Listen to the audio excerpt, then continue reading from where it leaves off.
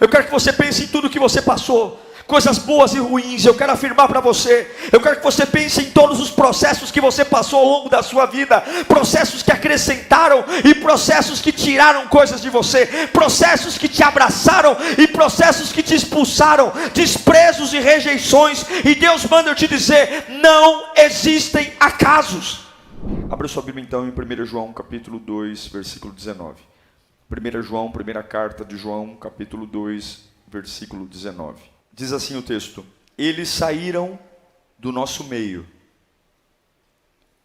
mas na realidade não eram dos nossos. Pois se fossem dos nossos, teriam permanecido conosco.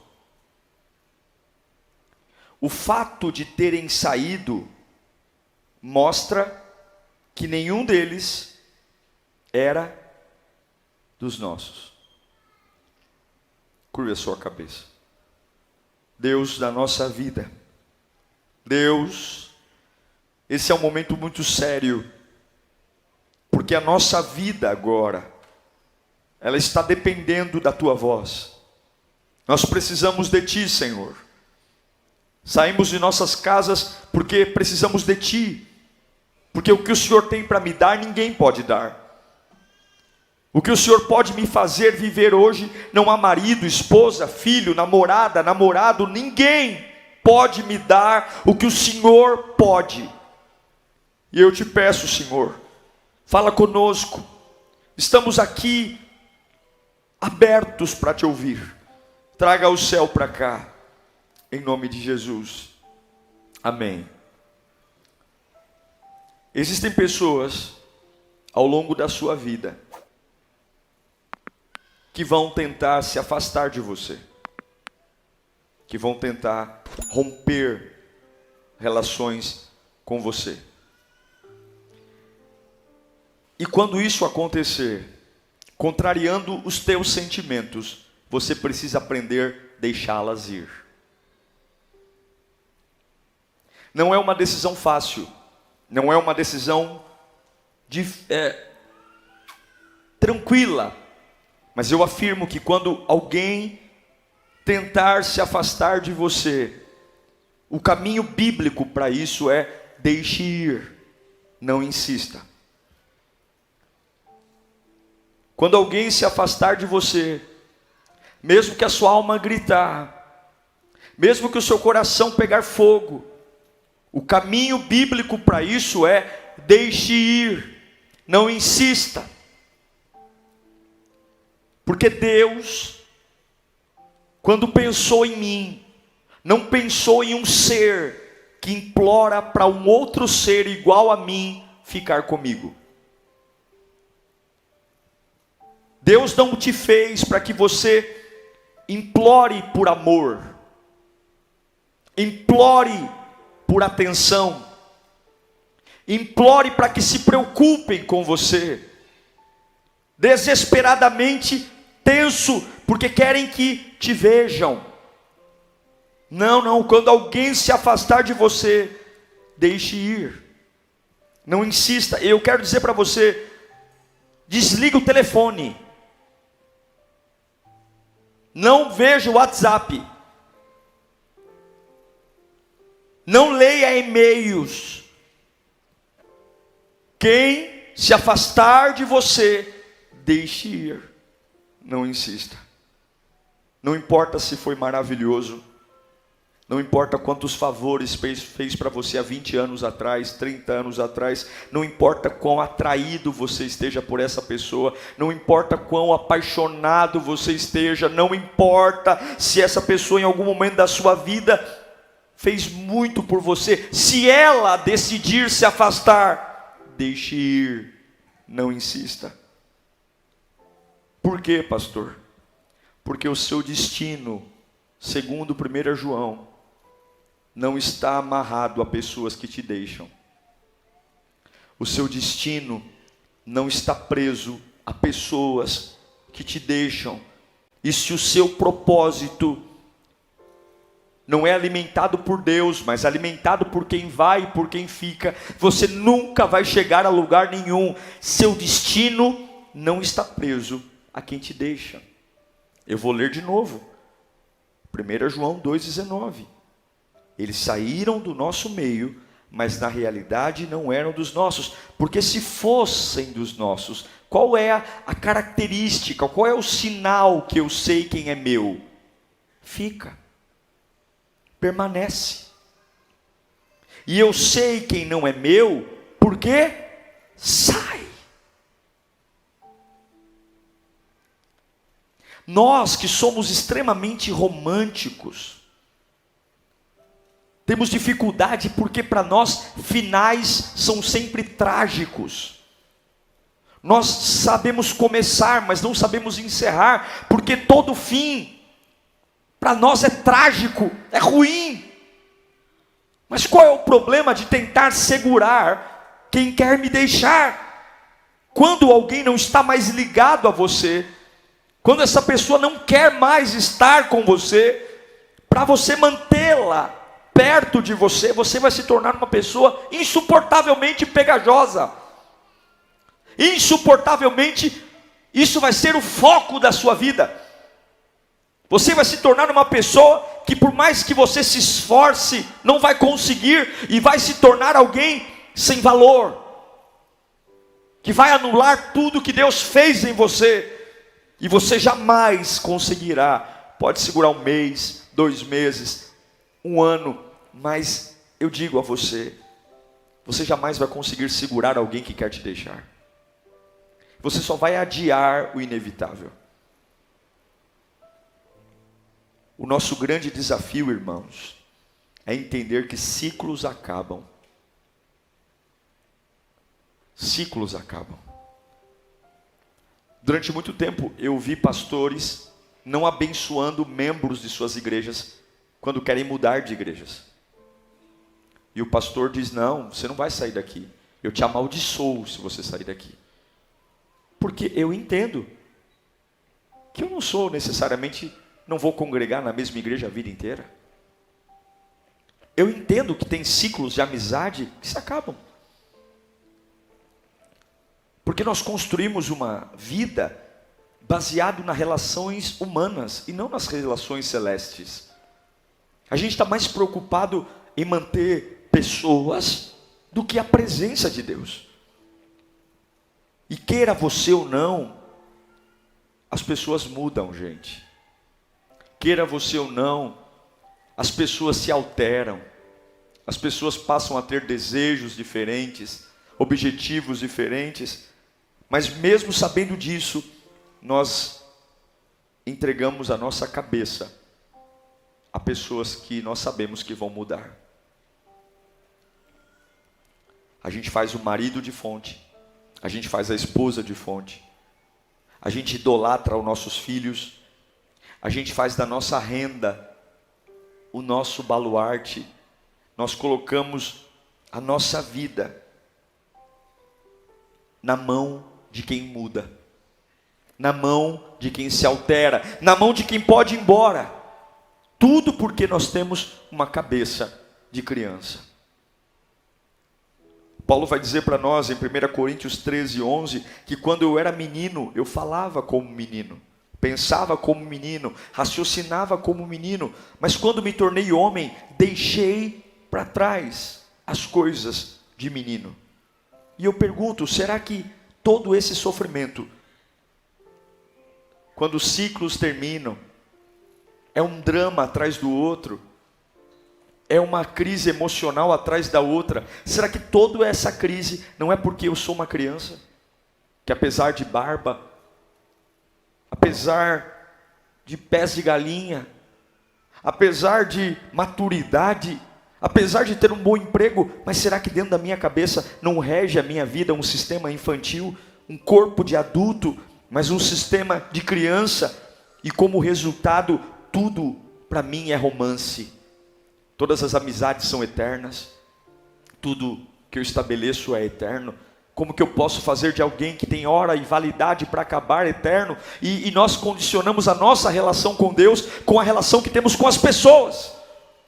Se a minha relação com as pessoas vai bem, a minha relação com Deus vai bem, mas se a minha relação com as pessoas não vai bem, e deveria ser o contrário. Eu sou bem resolvido, eu vivo com as mãos abertas, porque eu dependo daquele que não muda, ontem, hoje e sempre. E eu vou te dizer, nem todas as pessoas que te deixam são vilões, nem todas as pessoas que te abandonam são vilões. Tem pessoas que o WhatsApp é uma ferramenta muito bacana, porque todo mundo sabe quando recebe mensagem, é ou não é? Todo mundo sabe. Todo mundo sabe quando recebe mensagem, mas nós escolhemos o tempo que respondemos para cada uma das pessoas. Há pessoas que a gente vê a notificação e não nos dá nenhum interesse em responder. Muito pelo contrário, a gente fala, meu Deus, o que está me chamando?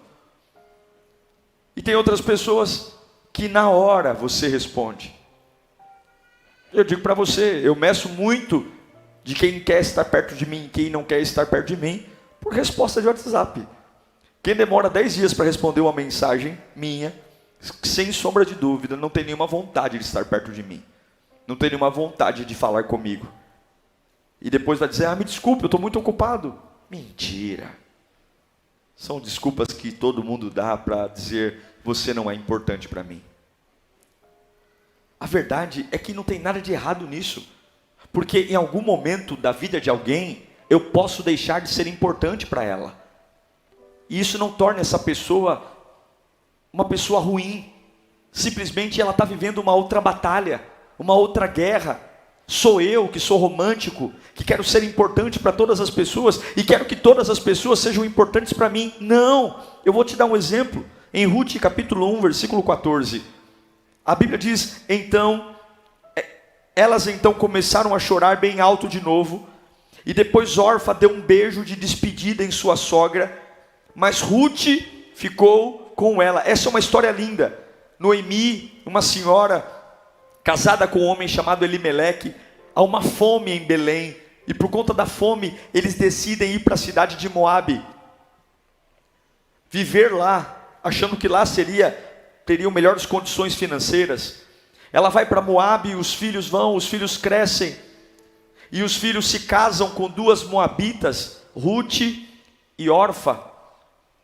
Mas em um determinado momento, aquela mudança de cidade que era para o bem da família se torna um inferno, porque a Bíblia não dá muitos detalhes, mas o marido da Noemi, o Elimeleque, morre, e logo depois do casamento dos 2 filhos, os 2 filhos de Noemi também morrem, e agora Noemi tem ela e 2 noras, e nesse momento a Noemi olha para as 2 noras e diz, olha, eu vou voltar para minha terra Belém, eu sou velha, eu não tenho como gerar filhos, e ainda que tivesse que gerar filhos, até eles crescerem e terem idade de casar com vocês já estariam velhas, então faz o seguinte, fiquem aqui em Moabe, eu autorizo vocês a se casarem de novo, e eu vou voltar para minha terra, e está tudo bem, é assim. Só que uma das noras, a Orfa, chora e diz para a sogra, beleza, eu vou me despedir da senhora, e eu vou ficar aqui em Moabe. E a outra nora, a Ruth, olha para a sogra e diz, não, eu não vou deixar a senhora, o teu Deus será o meu Deus, o teu povo será o meu povo, não peça que te deixe.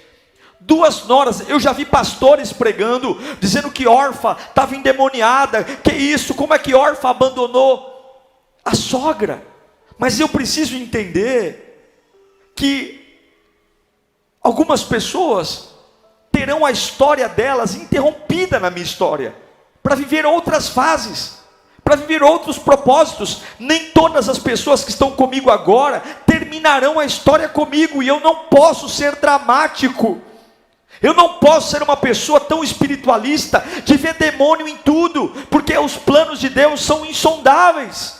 Então tem muita gente que num determinado momento da sua vida, a história dela não vai fazer parte da sua história, e por mais que vocês tentem marcar encontro, almoço, vamos no shopping, não vai dar mais liga, porque não tem mais assunto. Já viu amigo de longa data, que você marca encontro, ai vamos junto, vamos conversar, vamos, aí quando vocês se encontram, aquele encontro tão esperado, senta para conversar, o assunto não rende, o assunto não flui, um cumprimenta o outro, um mostra o filho para o outro, mas não tem mais nada em comum. Por quê? Porque a história de um já foi para o outro. Eu quero que você entenda que Orfa não era uma má pessoa, só que a história dela acabou na história de Noemi.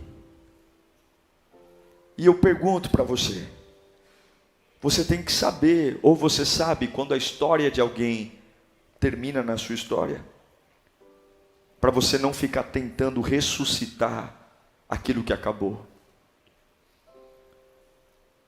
Você tem que saber que nem todos vão ficar para sempre com você. E é por isso que você não pode condicionar a sua relação com Deus com quem está com você. Se você chegou na Lírio porque um amigo te trouxe, agradeça a esse amigo, fale para ele obrigado por ter me apresentado a Deus, mas a minha relação com Deus não precisa mais de você, porque o dia que esse amigo desviar, o dia que esse amigo mudar de cidade, você não vai se perder. Se você está aqui hoje porque alguém tem realmente se desdobrado, facilitando a sua vida, te dando carona, te ajudando, te aconselhando, é muito bom quando alguém cuida da gente. É ou não é? É muito bom quando alguém se preocupa com o meu bem-estar. Mas eu não posso afirmar para você que essa pessoa vai estar sempre aí por você. Pode ser que ela faça uma outra amizade.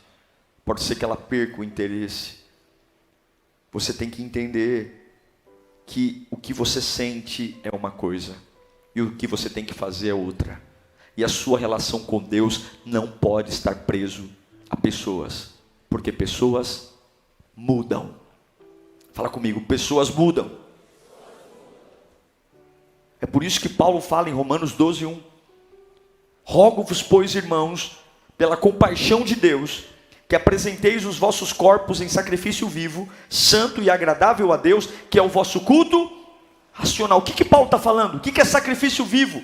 O que é culto racional? É entender que eu não posso ter uma relação com Deus de sentimento, é razão. Obrigado pelas pessoas que me ajudaram, obrigado pelas pessoas que me impulsionaram, obrigado por quem visitou a minha vida, quem ligou, mas a partir de hoje, se ligar ou não ligar não importa, se for me buscar em casa ou não, não importa, se quer sentar do meu lado na igreja ou não, não importa, se vai me dar paz do Senhor ou vai virar a cara para mim, não importa. Eu preciso entender que a minha relação com Deus não pode passar pelo filtro da minha percepção das pessoas que caminham comigo, porque você vai ver que ao longo do tempo pessoas vão e pessoas vêm, e tudo isso é normal, é a vida, são cabeças, são decisões, e você não vai morrer de saudade de ninguém, você morre sem Deus, você não vai morrer de amor por alguém, você morre sem Deus. Você não vai morrer de solidão, você morre sem Deus. Você não vai morrer de ciúmes, você morre sem Deus. Você não vai morrer de angústia, você morre sem Deus. Você não vai morrer porque agora ele se apaixonou por outra. Você vai morrer se qualquer movimento humano afetar a sua relação com Deus. Aí você morre. Aí você quebra. Levanta a sua mão. A sua suficiência vem do alto. Você não é de cristal. A sua suficiência vem de Deus. É o Senhor que te trouxe até aqui. A sua suficiência vem do alto. Fala comigo, a minha suficiência vem do alto. Pode abaixar suas mãos. Quando Noemi fica com Ruth, o plano, eu não sei o que aconteceu com Orfa, mas eu sei que o plano de Ruth em Deus e Noemi se cumpriu. Então eu não estou dizendo para você ser frio. Eu não estou dizendo para você não se entregar a uma amizade. Eu não estou dizendo para você não olhar para uma pessoa e ser extremamente reservado. Não estou dizendo isso. Eu estou dizendo, não entregue somente uma coisa, o seu coração. Porque se você entregar o seu coração, é porque na sua cabeça tem uma certeza: essa pessoa vai permanecer para sempre. E não vai. Não vai. Eu repito para você: pessoas importantes vão e vêm, e tudo bem. Quando alguém se afastar de você, deixe ir, não insista. Se você não fez nada, deixe ir. Qual é o ensinamento de Deus em Lucas 15? O filho mais novo quer ir embora. Não quer ir embora? Quem conta essa parábola? Jesus. O filho mais novo diz ao pai: pai, eu quero ir embora. O pai não marca um jantar. O pai não marca uma conversa. O pai simplesmente dá o que o filho pede. É uma parábola muito pesada. Porque aparentemente parece que o pai não ama o filho. Porque para nós amar é agarrar. Amar é segurar. Mas um dos princípios do amor é o respeito. Um dos princípios do amor é o livre-arbítrio. O filho olha para o pai e diz: eu quero ir embora. O pai diz: está aqui a sua parte na herança. Eu te amo, mas faça. Vá. Vai viver sua vida. A Bíblia diz que o pai aguarda a volta do filho. Mas o pai não sai de casa para buscar. Ele não sai. Ele não vai. Ele deixa o filho viver. Ele deixa o filho fazer suas escolhas. E a Bíblia diz que quando o filho cai em si, comendo lavagem que eram servida aos porcos, e deseja voltar, a Bíblia diz que o pai está lá de braços abertos. Mas aonde o pai está? Na casa.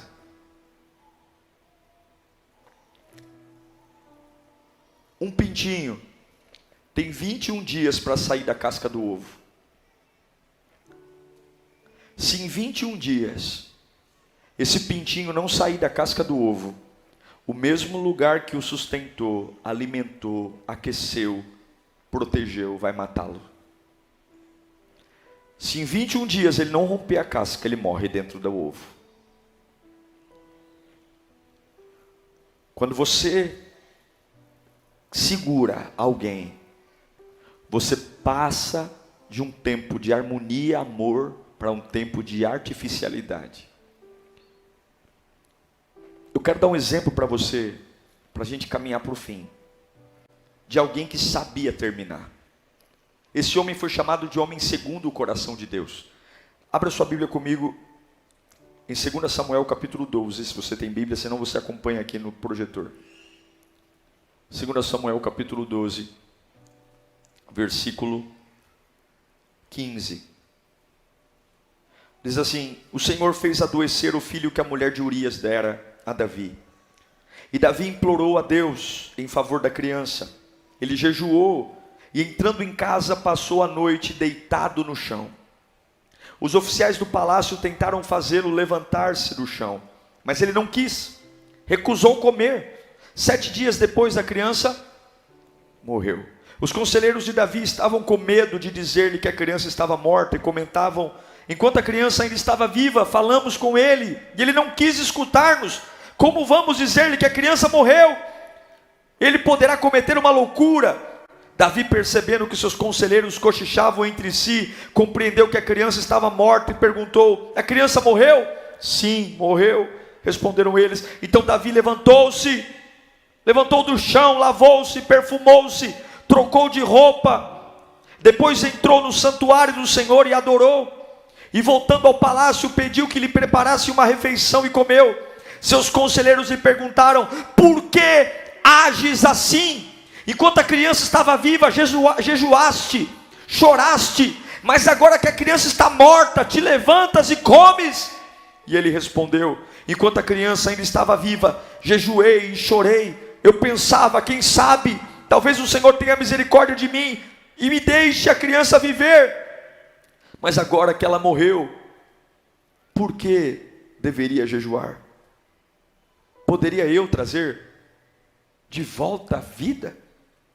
Eu irei até ela, mas ela não voltará para mim. Davi comete um pecado. Ele comete adultério. Ele deixa de ir para a batalha para ficar em casa descansando. Cuidado quando você tira férias. Ninguém tira férias da presença de Deus. Ele vai para a sacada do palácio, vê Betseba tomando banho, tem desejo sexual por ela, manda trazê-la, ele é o rei, manda trazer, ele se deita com ela e pronto. Uma noite foi suficiente, ela engravidou. Ela engravidou. Ele manda matar o marido dela, que está no campo de batalha. Ele passa um pano. Ele agora tenta disfarçar que o filho que está na barriga não é do homem que morreu, é dele. Mas o profeta Natã vai até o palácio e diz assim: ó, Deus sabe o que você fez. Deus sabe. Você está tentando criar uma situação aqui para sair melhor. Deus sabe. E Deus vai te punir. Essa criança vai nascer viva, mas ela vai morrer. Davi desaba. A criança nasce, e nasce doente, muito doente. Davi tira a coroa. Davi veste pano de saco. Davi não vai para o trono. Davi não quer reinar nesses dias. Ele se sente o pior dos homens. Ele não toma banho, ele não come, ele não bebe, ele fica deitado no chão. Então, o estado de Davi é tão deprimente que os empregados do palácio dizem: ele vai morrer. Ele vai morrer, ele está em depressão, ele vai morrer. Ele não come, ele não bebe, ele não toma banho. Ele está deitado no chão há 7 dias. Ele não faz nada. E Davi dizendo: cura o meu filho, Senhor, cura o meu filho, Senhor, cura o meu filho. Mas Deus disse que ia morrer. Quando Deus diz, meu irmão, não adianta lutar contra o que Deus diz. A criança morre. E quando a criança morre, os empregados da casa, que são os primeiros a perceber, entram em crise, porque eles falam assim: se enquanto a criança estava viva, ele estava quase morrendo de depressão, se eu contar que a criança morreu, ele vai pular da janela, ele vai se matar.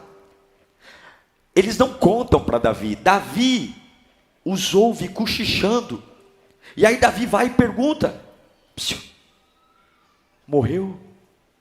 Meu filho morreu? E aí eles dizem: sim, Senhor, morreu. Surpreendentemente, olha isso, gente. Davi diz: preparem o meu banho, preparem minha refeição, tragam de volta as minhas vestes reais, tragam a minha coroa, porque eu vou voltar para o trono. Eles perguntam: por quê?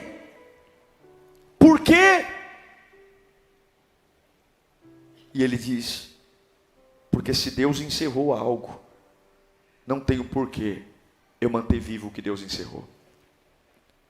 Quantas coisas Deus encerrou na sua vida e você ainda se recusa a lavar o rosto? Quantos assuntos Deus já matou na sua vida e você se recusa a voltar a comer? Quantas coisas Deus encerrou? Você tem que saber quando Deus termina algo. Você tem que saber quando Deus termina algo. Oh, meu Deus do céu, como é difícil isso, mas como ao mesmo tempo é precioso. Eu quero dizer que não tem acasos. Nada acontece por acaso. Se te deixou, não foi um acaso. Se morreu, não foi acaso. Se parou de falar com você do dia para a noite, não foi acaso. Não tem acidentes por acaso, não. Se você não consegue encontrar uma resposta, faça como Davi: é a vontade de Deus. E se é a vontade de Deus, eu vou lavar o rosto, eu vou me perfumar, eu vou pentear meu cabelo e vou retomar a minha vida. E o coração está quebrado, o coração está em frangalhos, o coração está em luto. Mas eu entendo que quando Deus encerra um assunto, eu também tenho que encerrar. Se Deus disse não, é não. E quem é que sabe o melhor? E quem é que tem o governo? Repita comigo: não existe acaso. Eu quero que você pense em tudo que você passou, coisas boas e ruins. Eu quero afirmar para você, eu quero que você pense em todos os processos que você passou ao longo da sua vida, processos que acrescentaram e processos que tiraram coisas de você, processos que te abraçaram e processos que te expulsaram, desprezos e rejeições. E Deus manda eu te dizer: não existem acasos, não existe. De alguma forma, tudo isso contribui para algo que Deus está fazendo. É o que Paulo fala em Filipenses 4,12. Eu sei o que é passar necessidade e sei o que é ter fatura. Aprendi o segredo de viver contente em toda e qualquer outra situação, seja bem alimentado, ou seja com fome, tendo muito ou passando necessidade. Eu quero que você entenda uma coisa: independentemente do que aconteça, não existe acaso. Se a sua vida estiver no altar, se você estiver conectado com Deus, não tem inferno, não tem demônio, não tem nada que vai mudar o plano que Deus tem para a sua vida. E muitos planos que Deus tem para você incluem despedidas. Muitos planos que Deus tem para você incluem adeus, tchau. Eu quero afirmar que até mesmo os momentos mais dolorosos na sua vida, Satanás vai dizer que Deus errou. Satanás vai dizer que a sua oração nunca valeu de nada. Mas eu quero dizer que não foi um abandono. Deus manda dizer para alguns que estão aqui: o diabo não tem a sua vida nas mãos, ele não ganhou a sua vida. E você não está velho demais, não é tarde demais. Deus sabe as suas limitações. Deus tirou leite de um seio de uma mulher idosa para alimentar uma criança. Deus pode fazer tudo. Eu me lembro de uma mulher na Bíblia. Você está comigo aí? Deus está falando com você? Essa mulher chamava Rispa. Era a mulher de Saul. Saul foi o primeiro monarca, o primeiro rei de Israel. Mas havia uma dívida com os Gebionitas. Os Gebionitas vêm, pegam os 2 filhos de Rispa e matam. Só que na hora de enterrar, isso está lá em 2 Samuel capítulo 20, depois você lê. Na hora de enterrar os meninos, Rispa diz que não, ela não quer enterrar. Ela coloca o corpo dos meninos em cima de uma pedra e ela fica ali velando o corpo dos meninos por dias. A Bíblia conta que as aves carniceiras começavam a, por conta do mau cheiro, dos corpos em putrefação, as aves carniceiras começavam a voar e tentar pousar nos corpos em putrefação, e ela passava o dia inteiro enxotando as aves de rapina, as aves carniceiras, os abutres, os corvos, tudo porque ela decidiu implementar um sistema de morte. Ela estava prolongando algo que já tinha acontecido. Eles já estavam mortos, não havia mais o que fazer, mas ela estava dando continuidade a algo morto. Gente, acorde! Acorde! Acabe hoje com todos os sistemas de morte da sua vida. Morreu, enterre. Mas pastor, como que eu posso ser frio assim? Não é uma questão de frieza ou não, é uma questão de sobrevivência. É uma questão de seguir em frente, porque as promessas de Deus para você está relacionado àquilo que Deus te deixou. Deus não vai usar nada que você não tenha. O que Deus tem para fazer em você está aquilo que está nas suas mãos. E Ele vai tirar despedidas, sepultamentos, portas fechadas. Ninguém gosta de ouvir uma mensagem como essa, porque nós queremos ganhar, nós queremos portas abertas, nós queremos mar se abrindo. Ninguém quer ouvir que eu tenho que perder para ganhar, que eu tenho que aceitar a perda, que eu tenho que deixar ir. Ninguém quer ouvir, mas muitas vezes a sua vida está uma porcaria, não porque falta algo, mas porque tem muita coisa nela. É o excesso que te mata. É o excesso de histórias, é o excesso de situações, é o excesso de mágoa, é o excesso de administrar. Você não tem sequer identidade mais, porque vive pisando em ovos. Porque se fala um pouquinho mais alto, o marido vai embora de casa. Porque tem medo do filho ir embora de casa, então o filho pinta e borda. Porque no emprego tem medo de ser demitido, então todo mundo faz cocô na sua cabeça.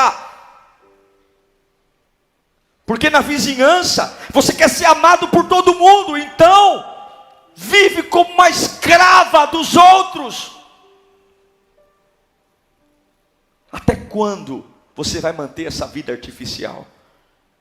De estar rodeado por milhares de gente, de pessoas, ao preço de morrer. Eu amo Gênesis capítulo 13, versículo 14. Leia comigo. 1, 2, 3, vamos lá. Vírgula. Só, até aí. Quando foi que Deus disse o que queria para Abraão? Quando foi? Por que a Bíblia relata isso? Porque a companhia de algumas pessoas da minha vida pode interromper o que Deus tem para falar para mim. Deus só disse para Abraão a vontade dele quando Ló foi embora. Quando as pessoas erradas saírem da sua vida, coisas certas vão começar a acontecer. Quando os Lós forem embora, você vai perceber que Deus vai fazer. E rupturas têm que ser efetivas. Abraão diz para Ló: meu sobrinho, é tio e sobrinho, ambos ficaram muito ricos. Os pastores começaram a brigar porque tinha muita ovelha. E Abraão fala assim: se você for para a direita, eu irei para a esquerda. Se você for para a esquerda, eu irei para a direita. Algumas pessoas me procuram aqui na igreja dizendo: pastor, eu amo tanto uma pessoa que eu acho que eu vou morrer. Porque nós temos um péssimo hábito de falar algo com a boca e querer outro com o coração. A pessoa diz: eu não quero mais, eu não quero mais, eu não quero mais, eu não quero mais. E o coração diz: eu quero, eu quero, eu quero, eu quero, eu quero. E Deus não leva em conta o que você fala, Deus leva em conta o que você sente aqui dentro. Quando você precisa romper, você tem que aprender a romper de verdade. Um dia o meu pastor, que já é falecido, me ensinou uma coisa. Algumas pessoas ficavam cobrando ele, por que ele não visitava alguns membros que saíam da igreja. Ei pastor, por que o senhor não visita o fulano? E ele disse: eu tenho compromisso com quem fica e não tenho compromisso com quem vai embora. Se eles foram embora, é porque eles não querem mais estar comigo. E é uma verdade. Essa mensagem é uma mensagem dura, porque ela é racional. Eu ouvi poucos aleluias e poucos glórias a Deus aqui. Isso não quer dizer que a mensagem não é boa, e nem que Deus não esteja falando com você. Mas isso nos faz pensar em quem a gente tem que lutar para ficar na nossa vida. Nos faz pensar em quem nós temos que de verdade chorar para estar conosco todos os dias. Para qual presença eu tenho que deitar no chão e me humilhar em posição fetal e dizer: não me abandone, esteja comigo de segunda a segunda-feira. Eu encerro dizendo que algumas separações são necessárias. Eu digo para você que quando as separações forem necessárias, só faça uma coisa: mantenha a presença de Deus na sua vida. E tenha o dom do adeus. O dom do adeus é um dom que você tem que ter. Não é porque você tem ódio das pessoas, não é porque você é frio, não. Eu tenho o dom do adeus porque eu temo a Deus. E eu sei que o que Ele quiser que eu tenha, Ele me dará. E o que Ele quiser tirar da minha vida, Ele vai tirar. Pare de implorar que as pessoas fiquem com você. Pare de implorar que te amem. Pare de implorar que te valorizem. Deixe ir. Não insista. Uma vez eu fiz uma ilustração com o microfone, hoje eu vou fazer com a caneca. Essa caneca está na minha mão, porque eu estou segurando ela. Sim ou não? Sim. Se eu abrir as minhas mãos, o que acontece com a caneca? Ela cai. Se eu abrir as minhas mãos e a caneca não cair, isso tem um nome, não tem? Qual é o nome que isso tem? Se eu abrir minha mão e a caneca não cair, qual é o nome que isso tem? Milagre. Se eu abrir a minha mão e ela ficar, isso chama-se milagre. Viva com as mãos abertas. E quem ficar, você vai saber que é um milagre. Deixe que as pessoas que fiquem com você, fiquem porque você está com as mãos abertas. Eu não seguro ninguém. Eu amo Deus. Olhe para mim para a gente orar. Ele faz o jardim do Éden. Sim ou não? Tudo perfeito. Tudo maravilhoso. Árvores, animais, peixes. Tudo lindo. Põe Adão e Eva. Tudo perfeito. Só que ele coloca uma árvore lá. A árvore do conhecimento. A árvore do bem e do mal.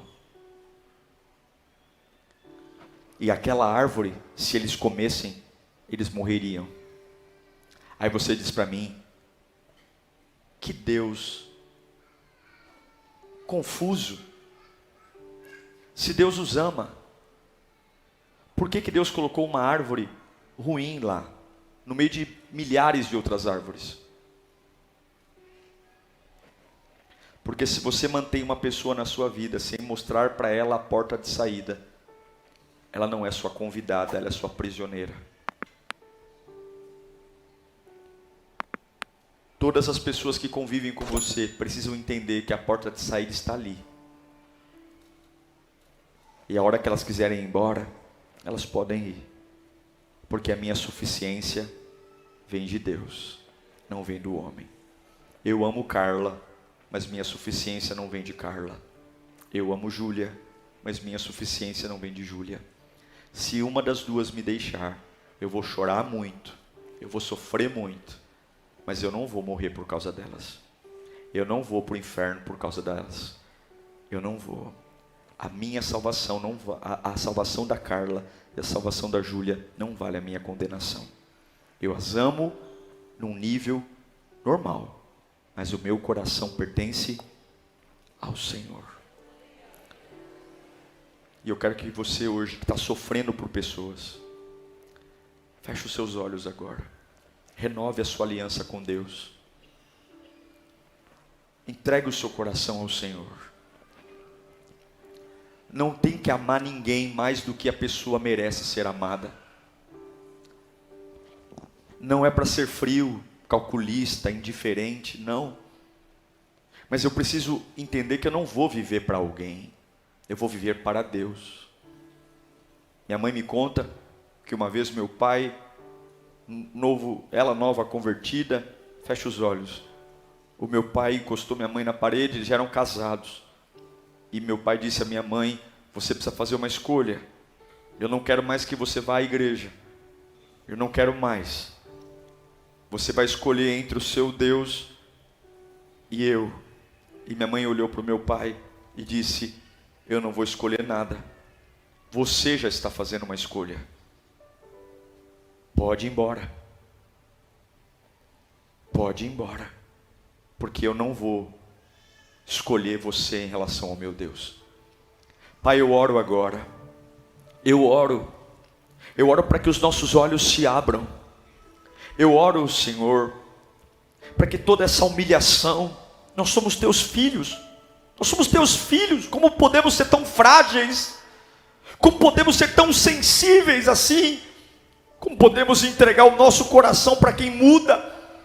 Oh Deus, nós vamos amar nossa família, claro que vamos. Nós vamos amar nossos amigos, nós vamos amar as pessoas que estão ao nosso lado, nós vamos tratar todo mundo com respeito, vamos. Mas o meu coração é só teu, é só teu. E eu quero dizer que aqueles que querem me deixar, eu não vou morrer, eu não vou quebrar, eu não vou. O choro pode até durar uma noite, 12 horas, mas o meu coração vem de ti, Senhor. Pai, nós queremos alinhar nossa dependência em ti, nós queremos declarar que o Senhor é a nossa força, o Senhor é a nossa alegria, o Senhor é o nosso baluarte, o Senhor é a nossa razão de viver, o Senhor é o nosso amado. O Senhor vai falando com Deus agora, vai entregando para Ele o seu coração, vai dizendo: Senhor, eu só dependo de Ti, meu Pai.